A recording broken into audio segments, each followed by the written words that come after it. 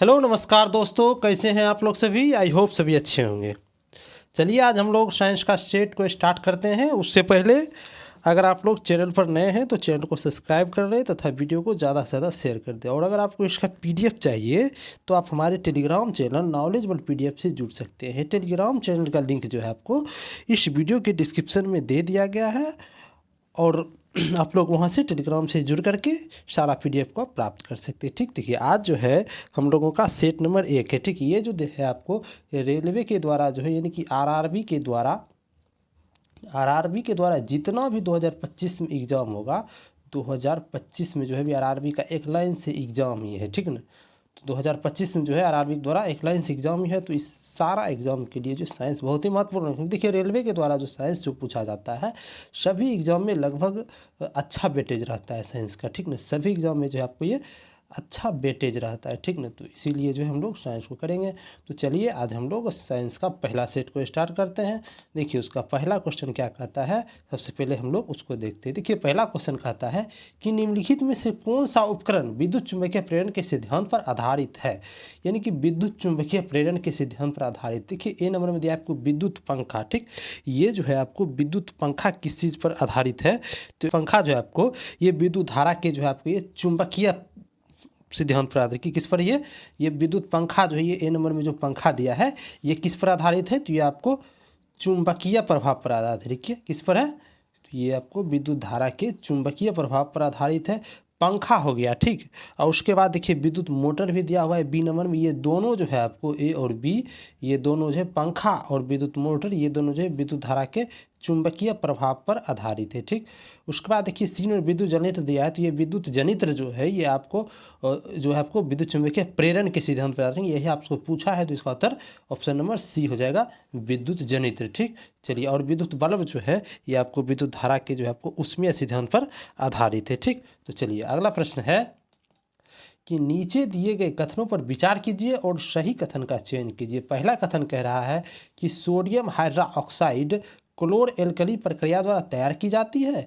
दूसरा कह रहा है कि सोडियम हाइड्रोक्साइड का उपयोग कृत्रिम वस्त्र रेसे जैसे कि रेयन बनाने में किया जाता है। ठीक, देखिए पहला कथन जो कहा है कि सोडियम हाइड्रोक्साइड ये क्लोर एल्कली प्रक्रिया द्वारा बनाएंगे, तो एकदम सही कहा है। कि देखिए ये जो है आपको क्लोरोल्कली प्रक्रिया क्या होता है, देखिए यही है आपको क्लोरोल्कली प्रक्रिया। देखिए इसमें क्या होता है कि कैथोड की तरफ क्या होता है, तो कैथोड के तरफ जो है आपको होता है आपको हाइड्रोजन कैथोड के तरफ, और एनोड की तरफ क्या होता है तो आपको क्लोरीन होता है। ठीक, और इसके साथ जो उत्पाद इसका क्या होता है तो आपको NaOH भी होता है। ठीक, क्या होता है NaOH होता है। ठीक, तो चलिए देखते हैं पहला कथन क्या कहा है। क्या कि सोडियम हाइड्रोक्साइड यानी कि NaOH जो है आपको ये क्लोर एल्कली प्रक्रिया द्वारा तैयार होती है, एकदम सही है। तो ये कथन तो सही है। ठीक है, अब देखिए 2 नंबर में कहा है कि सोडियम हाइड्रोक्साइड का उपयोग कृत्रिम वस्त्र यानी बनाने में किया जाता है, सही है। तो सोडियम हाइड्रोक्साइड जो है इसका प्रयोग जो है आपको कृत्रिम वस्त्र के बनाने में किया जाता है, तो यानी कि इसका उत्तर क्या हो जाएगा कि दोनों कथन सही है, जो कि आपको ऑप्शन नंबर बी में दिया हुआ है। तो इसका सही उत्तर ऑप्शन नंबर बी हो जाएगा। ठीक, चलिए नेक्स्ट प्रश्न है कि रक्षक कोशिकाओं में होने वाले कौन से परिवर्तन रंध्रों से खुलने के कारण होती है। रक्षक कोशिका जो होती है उसमें जो आपको होने वाले परिवर्तन होता है रंध्र के खुलने के कारण होता है। ठीक, देखिए पत्ती में जो होती है ये रंध्र देखिए कुछ इस प्रकार से होती है। ठीक ना, देखिए कुछ ये इस प्रकार की होती है रंध्र। ठीक, देखिए रंध्र है। ठीक, और देखिए जो ये रंध्र है आपको ये खुला हुआ रंध्र है। ठीक ना, और एक होता है रंध्र जो कि बंद रहता है, जो कि चिपका हुआ रहता है पूरी अच्छी से। ठीक, तो ये हुआ बंद प्रकार का रंध्र। ठीक ना, तो इसमें क्या करें कि रक्षक कोशिकाओं में होने वाले कौन से परिवर्तन रंध्रों के खुलने के कारण होता है। ए नंबर में दिया है कि रक्षक कोशिकाओं में जल का प्रवेश और उसका फूलना। बी में दिया हुआ है रक्षक कोशिकाओं में जल का प्रवेश और उसका संकुचन होना। सी में दिया हुआ है रक्षक कोशिका से जल का निकलना और उसका संकुचन होना। डी नंबर में रक्षक कोशिका से जल का निकलना और फूलना। ठीक, तो ये देखिए क्या होता है कि ये जो आपको रक्षक कोशिका से जब जल प्रवेश करती है, जो रक्षक कोशिका है यही है आपको गार्ड सेल, तो इसमें जब जल प्रवेश करती है तो क्या होता है आपको रंध्र ये खुल जाता है। ठीक ना, तो इसका उत्तर क्या हो जाएगा ऑप्शन नंबर ए हो जाएगा कि रक्षक कोशिकाओं में जल का प्रवेश और उसका फूलना होता है। ठीक, चलिए नेक्स्ट प्रश्न है कि एक जादुई दर्पण संयोजन के सम्मुख खड़ा एक लड़का दर्पण के सामने सिर को बड़ा बनाने की एक दर्पण है। ठीक, ये देखिए आपको एक दर्पण है, ठीक है। इस दर्पण के सामने एक लड़का खड़ा है, ठीक। तो लड़का का जो प्रतिबिंब बन रहा है, इस लड़का का, ये लड़का खड़ा है दर्पण के सामने, इसका जो प्रतिबिंब बन रहा है तो इसका जो सिर जो है, सिर को बड़ा दिखाया, यानी कि सिर जो है इसका बड़ा दिखाया, यानी बड़ा जो दिखेगा तो किस दर्पण का गुण है, तो यहाँ पर आपको अवतल दर्पण लगा हुआ है, ठीक ना। यहाँ पर कौन सा दर्पण, सिर के साइड लगा हुआ है, ऊपर में अवतल दर्पण लगा हुआ है, तभी तो ये बड़ा दिखता है, ठीक। उसके बाद शरीर जो है समान आकार का दिख रहा है, नहीं शरीर समान आकार का दिख रहा है, इसका मतलब क्या हुआ, तो यहाँ पर आपको समतल दर्पण लगा हुआ है, ठीक है। शरीर के समय जगह पर समतल दर्पण लगा हुआ है, ताकि समतल दर्पण पर क्या होता है, आपको समान आकार का बनता है। और पैर जो है आपको छोटे आकार का, तो पैर जो है कि नीचे वाला भाग में क्या है, तो उत्तल दर्पण लगा हुआ है, तभी तो पैर छोटा दिख रहा है, ठीक ना। तो यानी क्या हुआ, तो ऊपर में कौन सा है, तो अवतल दर्पण है, ऊपर में आपको अवतल दर्पण है, ठीक। बीच में क्या है, तो ये आपको समतल दर्पण है, समतल दर्पण है, और नीचे कौन सा है, तो ये आपको उत्तल दर्पण है, ठीक। देखिए किस ऑप्शन में दिया हुआ है, अवतल, समतल और उत्तल, तो ये आपको ऑप्शन नंबर सी में दिया हुआ है, तो इसका उत्तर क्या हो जाएगा, ऑप्शन नंबर सी हो जाएगा, ठीक। चलिए नेक्स्ट प्रश्न है कि अवतल दर्पण द्वारा उत्पन्न आवर्धन का चिन्ह क्या होता है, यानी कि अवतल दर्पण से जो आवर्धन जो होता है ये क्या होता है। ये देखिए क्या होता है कि आवर्धन, ये प्रतिबिंब के आभासी होने पर, अगर प्रतिबिंब अगर आपको आभासी बना है, ठीक ना, अवतल दर्पण में अगर प्रतिबिंब अगर आपको ये आभासी बना है तो आवर्धन क्या हो जाएगा, तो आभासी बनेगा तो आवर्धन आपको पॉजिटिव हो जाएगा, ठीक ना। और प्रतिबिंब अगर वास्तविक बनेगा, तो वास्तविक अगर बनेगा, अगर प्रतिबिंब वास्तविक बनेगा अवतल दर्पण में, तो ये कैसा हो जाएगा, तो ये आपको निगेटिव हो जाएगा, ठीक ना। तो ये किस ऑप्शन में दिया हो, ये आपको ऑप्शन नंबर बी में दिया हुआ है, तो इसका सही उत्तर ऑप्शन नंबर बी हो जाएगा, ठीक। चलिए नेक्स्ट प्रश्न है कि पौधा का कौन सा भाग अपशिष्ट जो पदार्थ होता है उसको संग्रहित करने में उपयोग होता है, ठीक है। यानी कि कौन सा पौधा का भाग है जो कि आपको अपशिष्ट पदार्थ को ये संग्रहित करता है, ठीक है। देखिए पौधा का जो है आपको ये रिक्तिकाज होता है, यानी कि वैक्यूल्स जिसको कहते हैं, वैक्यूल्स, ये जो है ना आपको पादप कोशिका में जो होता है ना, ये बड़ा मात्रा में होता है, ठीक है। ये पादप सेल जो होता है इसमें क्या होता है, ये होता है आपको बड़ा होता है, ठीक है। जंतु कोशिका में पाया जाता है, ठीक है। ये जो जंतु सेल होता है, जंतु सेल, इसमें जो है आपको ये छोटा आकार का पाया जाता है, ठीक है। इसमें क्या पाया जाता है, तो ये आपको छोटा आकार का पाया जाता है जंतु सेल में, ठीक ना। तो यानी क्या हुआ कि कौन सा जो अपशिष्ट पदार्थ को संग्रहित करता है, यही जो वैक्यूल्स जो है ये पौधों में क्या करता है, ये अपशिष्ट पदार्थ को संग्रहित करता है, तो इसका उत्तर ऑप्शन नंबर ए हो जाएगा, रिक्तिका, ठीक। चलिए नेक्स्ट प्रश्न है कि निम्नलिखित में से कौन सा कथन सही है। ए नंबर दिया है कि प्रतिरोध तापमान से स्वतंत्र होता है, एक नंबर में दिया है प्रतिरोध के बारे में, तापमान से स्वतंत्र होगा, नहीं ये गलत दिया हुआ है, क्योंकि देखिए प्रतिरोध जो होता है ये आपको तापमान पर निर्भर करता है, ठीक नहीं। अगर ताप बढ़ेगा, किसी भी चीज़ का ताप अगर बढ़ेगा तो प्रतिरोध भी बढ़ेगा, ठीक नहीं, क्या होगा, तो ये प्रतिरोध भी बढ़ेगा, यानी कि ए नंबर गलत दिया हुआ है, ठीक है। अब देखिए बी नंबर में दिया है कि किसी चालक के टर्मिनलों के बीच वोल्टेज जितना अधिक होगा प्रतिरोध उतना ही अधिक होगा। देखिए तो ये भी 2 नंबर जो है आपको ये भी गलत है दिया हुआ है, ठीक ना। अब देखिए 3 नंबर दिया है कि प्रतिरोध का एसआई इकाई ओम है, ये तो सही दिया हुआ है कि प्रतिरोध जो होता है इसका एसआई के क्या है आपको ओम है, तो ये सही दिया हुआ है, यानी कि 3 नंबर सही है, यानी कि इसका उत्तर क्या हो जाएगा, केवल जो है आपको 3 सही है, जो कि ऑप्शन नंबर ए में दिया हुआ है, ये आपको ऑप्शन नंबर ए हो जाएगा, ठीक। चलिए नेक्स्ट प्रश्न है कि सीमा नींबू निचोड़ती है, ठीक है। सीमा क्या कर रही है, नींबू निचोड़ रही है, और रस को क्या करती है, गिलास में एकत्र करती है, ठीक है। एक गिलास ली है, ठीक, सीमा नाम की एक लड़की है जो कि एक गिलास ली है, उसमें क्या कर रही है, आपको ये नींबू निचोड़ रही है, ठीक, नींबू निचोड़ रही है, और इसमें क्या कर रही है, नींबू का जो रस है उसको ये इकट्ठा कर रही है, ठीक है, गिलास में एकत्रित करती है। जब वह इसमें थोड़ा जल मिलाती है, ठीक है, इसके बाद क्या करती है, इसमें ये थोड़ा सा इसमें क्या करती है, तो जल को मिला देती है, ठीक है। क्वेश्चन को समझते हैं बढ़िया से, देखिए इसमें क्या होता है, आपको जल को जब वो मिला देती है तो उसे महसूस होता है कि इसकी खटास कम हो गई, यानी कि जल को मिला है तो इसका क्या हो गया, आपको खटास कम हो गया है, यानी कि जल मिलाने से हाइड्रोक्साइड आयनों की सांद्रता पर क्या प्रभाव पड़ा है, ठीक ना। देखिए जब इसको हम जल मिलाए हैं तो यानी ये क्या हुआ, ये नींबू का जो रस है ये क्या है, एक प्रकार का एसिड है, ठीक ना।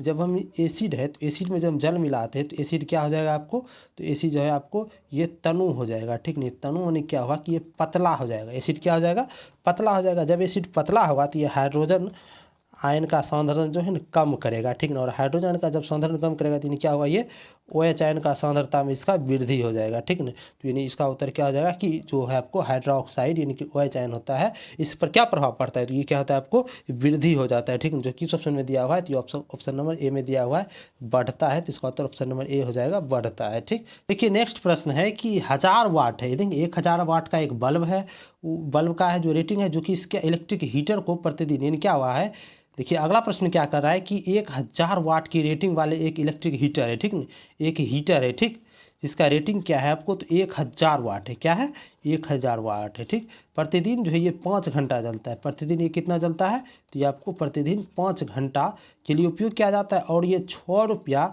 प्रति यूनिट की दर से जो है इसका यूज़ होता है, ठीक, प्रति यूनिट की दर से लगता है आधार पर। और सितंबर माह यानी कि 1 महीना यानी कि ये 30 दिन का जो है आपसे पूछ रहा है कि क्या रुपया होगा, ठीक। देखिए 1000 वाट का बल्ब है और ये 5 घंटा प्रतिदिन जलता है और ये 30 दिन तक जलता है, ठीक। तो इसको क्या करेंगे हम, सभी को गुना करके 1000 से भाग दे दिया जाता है, ठीक। तो यानी क्या हुआ, 5×3=15 यानी कि ये 150 यूनिट यूज़ किया है, ठीक ना, 150 यूनिट यूज़ किया है, और ये कितना रुपया प्रति यूनिट है, तो 6 रुपया प्रति यूनिट है, यानी कि 15 छक्के, ठीक ना, यानी क्या हुआ, ये 900 रुपया इसका हो जाएगा, ठीक है। किस ऑप्शन में दिया है, तो ये आपको ऑप्शन नंबर डी में दिया हुआ है, तो इसका सही उत्तर ऑप्शन नंबर डी हो जाएगा, ठीक। चलिए नेक्स्ट प्रश्न है कि 4 भिन्न तत्व और उसके परमाणु क्रमांक दिए गए हैं, 4 तत्व दिया है। देखिए पहला तत्व है ए, जिसका कि परमाणु क्रमांक है आपको 9, ठीक। उसके बाद देखिए दूसरा तत्व है आपको बी, जिसका कि परमाणु क्रमांक क्या है 11, क्या है इसका परमाणु क्रमांक 11 है। तीसरा है आपको सी, जिसका कि परमाणु क्रमांक है 19, ठीक है। सी जो एक तत्व है जिसका परमाणु क्रमांक क्या है, तो 19 है। एक तत्व है आपको डी, जिसका कि परमाणु क्रमांक है 37, ठीक। आवर्त सारणी में स्थिति के संदर्भ में इसे असंगत को हमको चुनना है, ठीक। देखिए ए नंबर में जो है आपको 9, ये इलेक्ट्रॉनिक विन्यास निकालते हैं। देखिए क्या लिखेंगे इसको, 2 7, ठीक। उसके बाद देखिए 11 वाला, इसको क्या लिखेंगे, तो 2 और 8 और 1 लिखाएगा। उसके बाद देखिए 19 है, 3 की 2 8 2 10 1 और 1, ठीक। उसके बाद देखिए 37 है, यानी कि 2 8 8 30 और 1 लास्ट में, यानी कि सभी के देखिए बाह्यतम कोष में आपको 1 इलेक्ट्रॉन है, यानी कि ये तीनों क्या है आपको पहला वर्ग का तत्व है, ठीक। यानी कि 11 वाला कौन सा है, देखिए 11 वाला जो है ये आपको सोडियम है, और ये क्या है आपको सी, यानी कि 19 जिसका परमाणु क्रमांक है वो क्या है, तो ये आपको पोटेशियम है। उसके बाद देखिए 37 परमाणु क्रमांक जिसका है ये क्या है आपको, तो ये आपको रुबिडियम है, ठीक है। और उसके बाद देखिए ये 2 7 है, ये दोनों ये क्या है, तो 7 है, यानी कि हेलोजन वर्ग का है, तो ये आपको क्लोरीन है, ठीक ना। इसमें देखिए क्या भिन्नता है, तो भिन्नता देखिए ए वाला जो है 9, ये क्या है आपको एक प्रकार का क्लोरीन है, ठीक ना। और ये सब क्या है, तो ये आपको पहला वर्ग का तत्व है, ठीक ना, ये सब पहला वर्ग का तत्व है। और ये क्या है ए, जो जिसका परमाणु क्रमांक 9 है वो हेलोजन वर्ग का है, ठीक ना। ये क्या करा है, जो भिन्न है, तो भिन्न है ए भिन्न है, जो कि किस ऑप्शन में दिया है, तो ये आपको ऑप्शन नंबर सी में दिया है, तो इसका सही उत्तर ऑप्शन नंबर सी हो जाएगा, ठीक। चलिए नेक्स्ट प्रश्न है कि निम्न में से कौन सा तापीय विघटन अभिक्रिया है, ठीक ना।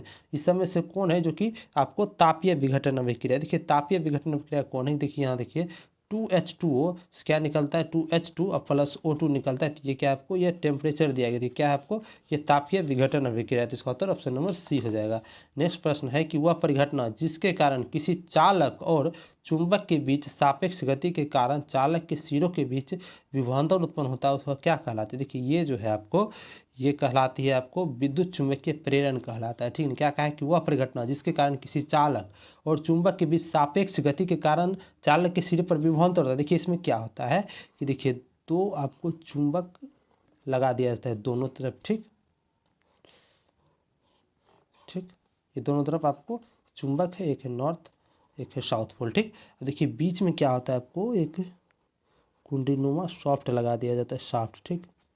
अब देखिए इसको जो है आपको घुमाया जाता है, ठीक है, इसको घुमाया जाता है, ये घूमता है तो यहाँ पर क्या होता है आपको गति होता है, और ये जो होता है आपको चुंबकीय क्षेत्र रेखा यहाँ दोनों साइड से, ठीक, तो दोनों साइड से, और ये कटता है, कटने से फ्लक्स कटने से क्या होता है कि इस वायर में जो है ना आपको विद्युत ऊर्जा यानी कि विभवांतर उत्पन्न होने लगता है, ठीक है। तो ये किसके कारण हुआ है, ये आपको विद्युत चुंबकीय प्रेरण हुआ है, ये जनरेटर में ही ऐसा होता है, तो ये विद्युत चुंबकीय प्रेरण के कारण हुआ, जो कि ऑप्शन नंबर बी में दिया हुआ है, ठीक। चलिए नेक्स्ट प्रश्न है कि मानव मस्तिष्क का कौन सा भाग जो अनैच्छिक क्रिया जैसे उल्टी हो गया क्रिया के ये सब चीज़ का नियंत्रण करता है, ठीक है। तो मानव मस्तिष्क का कौन सा भाग है, तो ये आपको पश्च मस्तिष्क है, ठीक है, जो कि उल्टी क्रिया को नियंत्रण करता है। इसका उत्तर ऑप्शन नंबर बी हो गया। अगला प्रश्न है कि उदासीनीकरण अभिक्रिया के दौरान क्रमशः H+ आयन से डैश बनता है और ये क्या करा है आपको, तो OH- आयन डैश से आता है, ठीक ना। देखिए H+ आयन जो होता है ये आपको एसिड से आता है, ठीक है, नहीं एसिड से आता है, यानी कि ये अम्ल से आता है। किससे आता है, H+ आयन ये आपको अम्ल से आता है। और ये OH- आयन जो है ये आपको क्षार से आता है, ठीक ना, क्षार से, ठीक। तो यानी कि ये बेस से आता है, ठीक, यानी अम्ल और बेस इसका उत्तर हो जाएगा, जो कि ऑप्शन नंबर डी में दिया हुआ है। तो इसका उत्तर ऑप्शन नंबर डी हो जाएगा, ठीक। चलिए नेक्स्ट प्रश्न है कि नीचे दिए गए कथनों पर विचार कीजिए और सही उत्तर का चयन कीजिए। पहला कथन है कि यौगिक की वह श्रेणी जिसमें कार्बन श्रृंखला में एक ही प्रकार की क्रियात्मक समूह पाई जाती है समजातीय श्रेणी कहलाती है, ठीक है। यानी कि क्या करा है कि यौगिक की वह श्रेणी जिसमें कार्बन श्रृंखला के एक ही प्रकार की क्रियात्मक समूह पाई जाती है ये समजातीय श्रेणी कहलाती है। तो सही है। दोनों में कहा है कि जैसे जैसे किसी समजातीय श्रेणी में आणविक द्रव्यमान बढ़ता है तो भौतिक गुणों में क्रमिक परिवर्तन होते रहता है। तो ये क्या है, तो ये भी जो है आपको सही है, ठीक है। तो यानी क्या हो जाएगा, तो ये भी जो है आपको सही ही कथन है। तो इसका उत्तर हो जाएगा दोनों कथन सही है, जो कि ऑप्शन नंबर सी में दिया हुआ है। चलिए नेक्स्ट प्रश्न है कि रक्त का निम्नलिखित में से कौन सा घटक थक्के के निर्माण में सहायक होता है।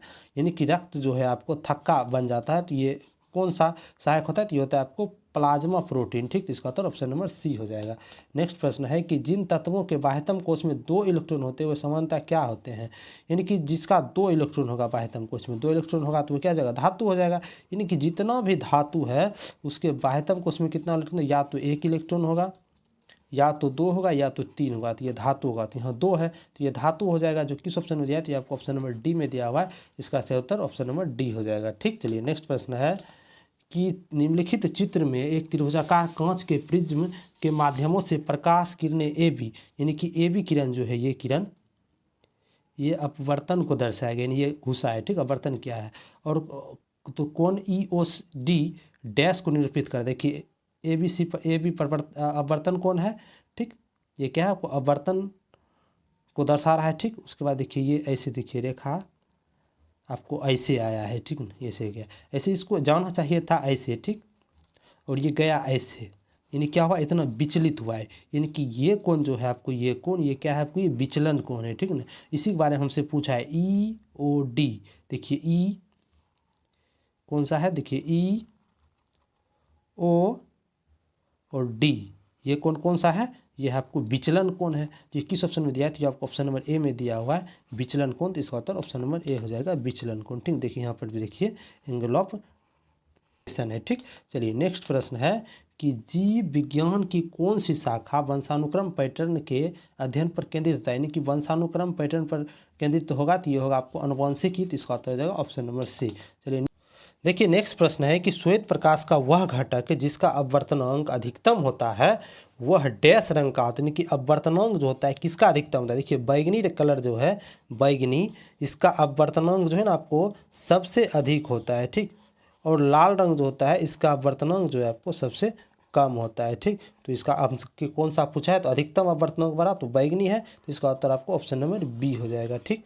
चलिए नेक्स्ट प्रश्न है कि रासायनिक समीकरण में किस पदार्थ के प्रतीक सूत्र के बाद लिखा गया पद AQ जो होता है ये क्या दर्शाता है, ठीक। अगर किसी का आगे S लिखा हुआ तो यानी क्या हुआ, तो वो ठोस होगा, यानी कि सॉलिड होगा। अगर L रहेगा तो वो द्रव होगा, G रहेगा तो गैस रहेगा, T रहेगा तो ये आपको समीकरणों को अलग करता है। और ये जो आपको तीर का निशान रहेगा यानी कि ये उत्पत्ति यानी कि प्राप्ति होता है। अगर ये तीर देखिए दोनों साइड घुमा रहेगा तो यानी हम इसे समझेंगे कि ये प्रक्रिया कैसा है, तो ये उत्क्रमणीय अभिक्रिया है। अगर डेल्टा रहेगा तो ये अभिक्रिया को ऊष्मा दिया गया। जैसे कि कोई भी इक्वेशन दिया रहा है जैसे A+B ऐसे इक्वेशन करके सी दिया, तो ये जो इक्वेशन है यहाँ पर डेल्टा दे देता है, तो उसका मतलब क्या हुआ कि इसमें जो है आपको हीट दे दिया गया, यानी कि उष्मा दिया गया, ठीक ना। जब PT रहेगा तो इसमें क्या हो जाएगा आपको उत्प्रेरक अभिक्रिया रहेगा। जब तीर ऊपर की ओर रहेगा तो यानी कि प्रतिफल जो है गैसीय रूप में प्राप्त हुआ है, ठीक ना। जैसे देखिए कैसे कहीं पर हाइड्रोजन रहता है, ठीक है, हाइड्रोजन आता है वहाँ पर एक तीर ऊपर लगा देते हैं, इससे क्या प्राप्त होता है कि यानी यहाँ पर हमको पता चलता है कि ये जो है ना आपको गैस है, ठीक है, गैस के रूप में है। और जब हमको ये तीर नीचे रहेगा तो इससे हमको पता चलता है कि प्रतिफल जो है ना ये अवक्षेप के रूप में प्राप्त हुआ है, ठीक। इस सारा संकेत को आपको ध्यान में रखना है, ठीक। चलिए नेक्स्ट प्रश्न देखिए नेक्स्ट प्रश्न है कि डैश जो है कुछ सरीसृपों में निषेचित अंडों का लिंग निर्धारण करती है, ठीक है। तो निषेचित अंडे का जो है कुछ सरीसृप में लिंग निर्धारण किया जाता है, तो वो है आपको टेम्परेचर, ठीक। तो इसका उत्तर हो जाएगा ऑप्शन नंबर ए तापमान, ठीक। चलिए नेक्स्ट प्रश्न है कि एक है 2 ओम, ठीक है, 2 ओम का प्रतिरोध है और एक है आपको 4 ओम का प्रतिरोध, दोनों के क्या क्या होगा, आपको श्रेणी क्रम में संयोजित किया जाता है, तो तुल्य प्रतिरोध क्या होगा, ठीक। देखिए एक प्रतिरोध है आपको, एक है आपको दूसरा प्रतिरोध, ठीक ना। दोनों के साथ एक बैट्रिक लगा दिया गया, ये किस क्रम में जुड़ा हुआ है आपको, तो ये आपको श्रेणी क्रम में जुड़ा हुआ है, ठीक।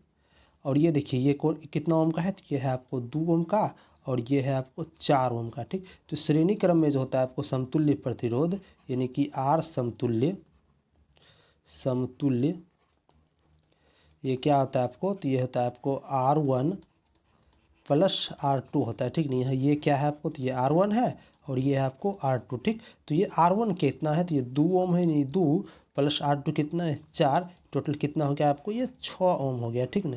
देखिए 6 ओम ये किस ऑप्शन में दिया है, तो ये आपको ऑप्शन नंबर डी में दिया हुआ है, तो इसका उत्तर आपको ऑप्शन नंबर डी हो जाएगा, ठीक। चलिए आज का अंतिम प्रश्न था। अगर आपको वीडियो अच्छा लगा हो तो आप वीडियो को ज़्यादा से ज़्यादा शेयर कर दें। अगर आपको इसका PDF चाहिए तो आप हमारे टेलीग्राम चैनल नॉलेजेबल PDF से जुड़ सकते हैं। टेलीग्राम चैनल का लिंक इस वीडियो की डिस्क्रिप्शन में दे दिया गया है, ठीक। और वीडियो को आप ज़्यादा से ज़्यादा शेयर कर दें और जो भी चैनल को सब्सक्राइब नहीं किए तो उस चैनल को भी सब्सक्राइब करते हैं। तो चलिए मिलते हैं अगले वीडियो में, तब तक के लिए धन्यवाद।